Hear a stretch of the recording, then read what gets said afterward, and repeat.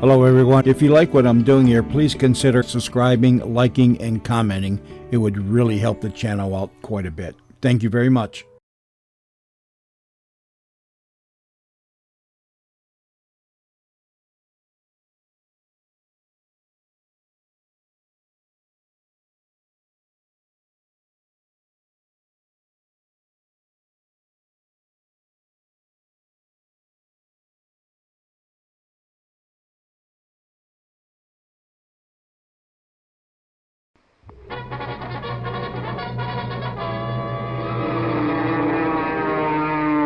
Over valley and mountain, river and plain, through wind and storm, rides Anne of the Airlane.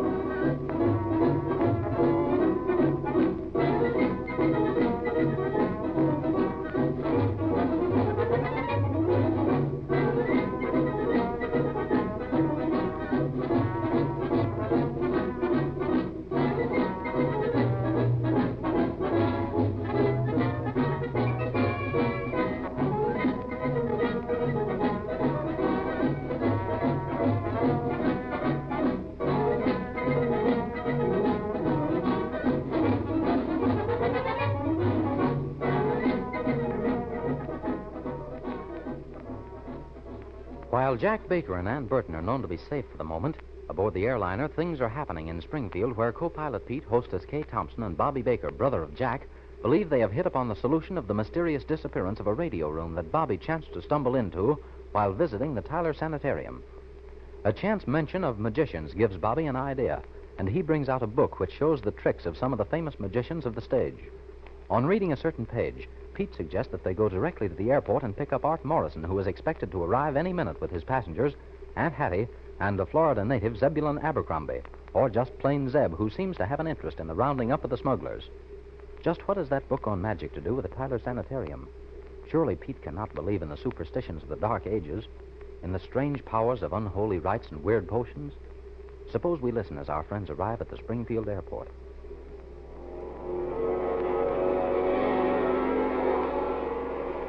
Gee, that was a good takeoff. But I wonder if that pilot could have done that good if he had to face a hurricane like Jack did on that little island. You think so, Kay? Well, I don't know, Bobby. Herb's a pretty good pilot. But that brother of yours, well, he's not bad either. I'll say he's not bad. He's just the best, that's all. No wonder those smugglers wanted him to fly for them. They knew they had to get there with those diamonds, and Jack was the one fellow they could depend on. They didn't know that Jack would join up with it. Bobby, not a word here.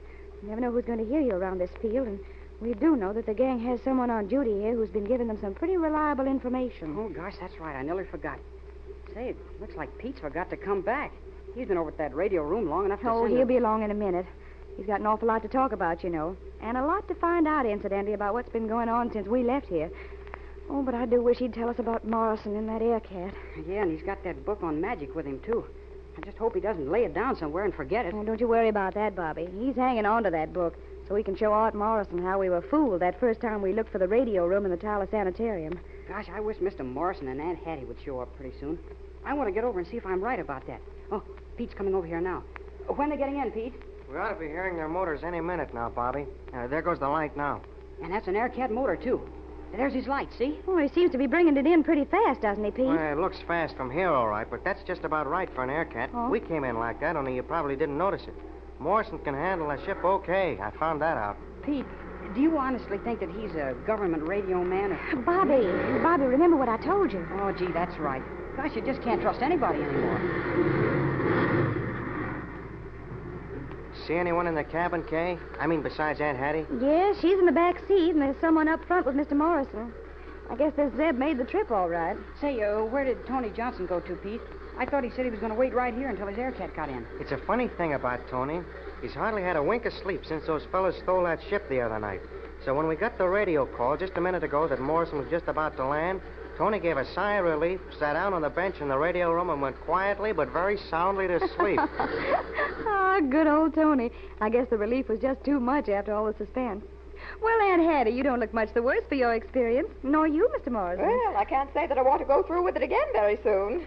Oh, have you heard anything about... Anne? No, not a thing, Aunt Hattie. That is, any more than you probably already know. She's safe on the transport. Oh, if you can call that safe. Art, all I can say is that for a person whose business is radio, you do a mighty nice job of handling an air cat. And they're plenty tricky if you don't know them, too. Thanks, Pete. Well, let's see here. I want to introduce you to a friend of ours we picked up in Florida. They picked us up, you mean? At the point of a rifle. I guess that is a little more accurate. Anyhow, Zeb here has sort of joined us in our little business enterprise. Mr. Abercrombie, I want you to meet Miss Kate Thompson, hostess for Interstate Airlines. Mr. Abercrombie? I'm Zeb to my friends, miss. Kay to my friend, Zeb. Miss Kay. So you're a hostess. I guess maybe I'll have to do more of my traveling by airplane after this. Only I've been doing more of it in the last couple of days than I ever counted on. And this is Pete Peterson. He's Jack Baker's co-pilot when Jack is on his regular run for Interstate. I think he'll be with us in this. That right, Pete? Yeah, Art. Got the word this evening about that.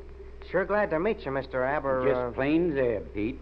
I always like to use first names. They don't sound so formal as using Mr. all the time, and sometimes when you're hollering for help, well, saying Mr. So-and-so every time you yell would sort of hamper you, so to speak. Right you are, Zeb. You're a man after my own heart. And this is Bobby, Jack Baker's brother.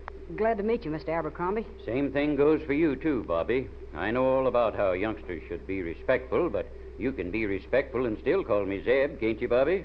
I'll say I can, Mr. Zeb. Say, didn't you feel kind of funny when you bailed out of that ship the very first time? Bailed out? I'm sort of feared He means when you parachuted down back there in the Everglades, Zeb. Oh, well, why didn't you say so, Bobby? Yeah, I guess I did at that. When I felt that airplane go off and leave me hanging there in nothing but space, I kind of had my heart in my mouth.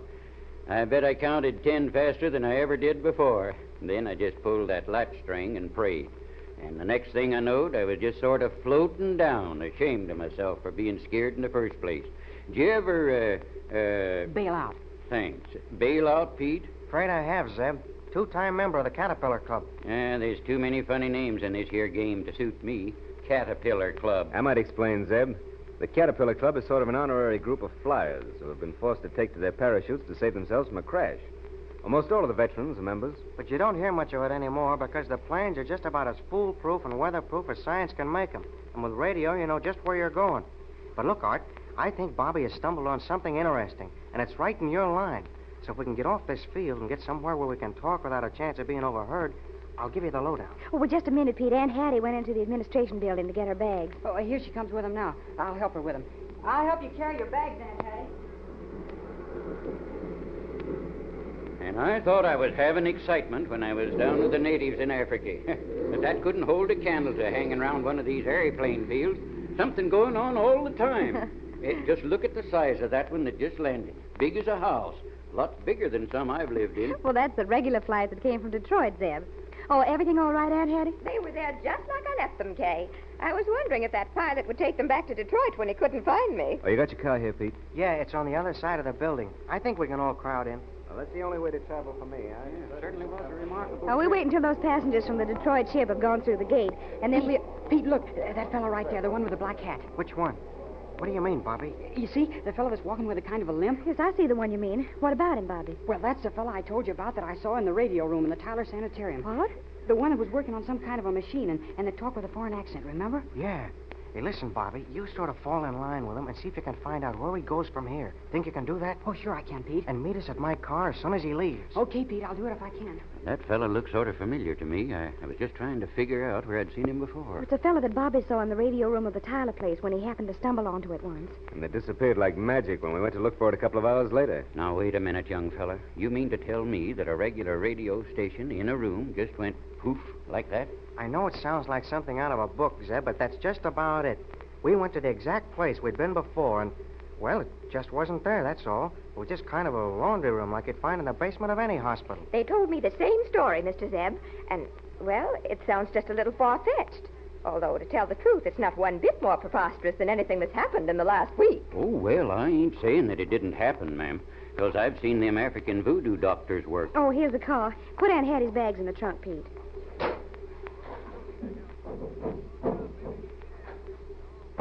There you are. If I can just find this key. Oh, here it is. You getting back, Aunt Hattie. You and I'll drop out at my house. You must be worn out completely. Oh, I certainly am, Kay. But if I thought I'd hear anything from Anne, I'd be willing She's to... all right. You can bet on that. As long as Jack is around, she'll be okay. But look, Art, here's what I was going to tell you about that room. While we was talking about it a while ago, Bobby got an idea and dug up a book on magic. You know, one of these exposés of some of the tricks by famous magicians. But there's one in there that, well, it seems to fit the case. Magicians? Now, see here, if you folks are going to start bringing in them things, I'd just as soon go back to Africa and the voodoo doctor. Pete, you're not serious about this magic thing, are you? Mr. Morrison, I fear that the strain of the last week has been telling on Mr. Pete. Either that or he's grasping at any explanation he can find to explain the cleverness of this gang. Go on, laugh if you want to. But you just wait until we get to Kay's house. I'll show you in this book here. And I think you'll agree with us that all the magic isn't on the stage. Oh, here comes Bobby. Everything okay, Bobby? Yes, okay, Pete. We better get away from this airport before we say anything. Good idea, Art. You getting back, and Bobby, you and Zeb climb in with me, okay? Yeah, okay.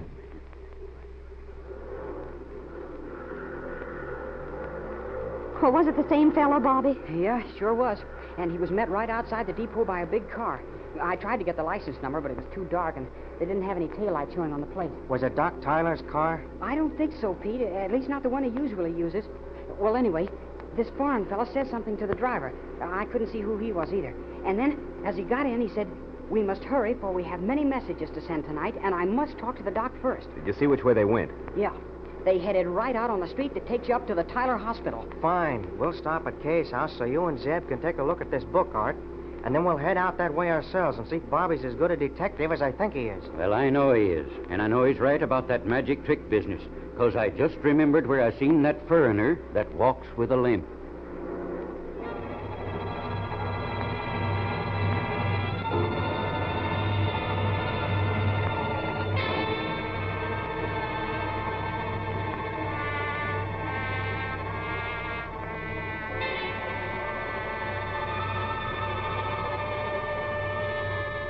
So Zeb remembers the man with the limp. Just how does he connect this man with the mysterious radio room and the book of magic? Will our friends be successful in solving the enigma? And will the messages that seem so important to the stranger have a bearing on the fate of Ann Burton as she crouches in the cramped quarters of the baggage compartment of the transport that is carrying Jack Baker and the two gangsters toward their first goal, Cape St. Roque? More thrills and adventures unfold when you tune in the next episode of Anne of the Airlines.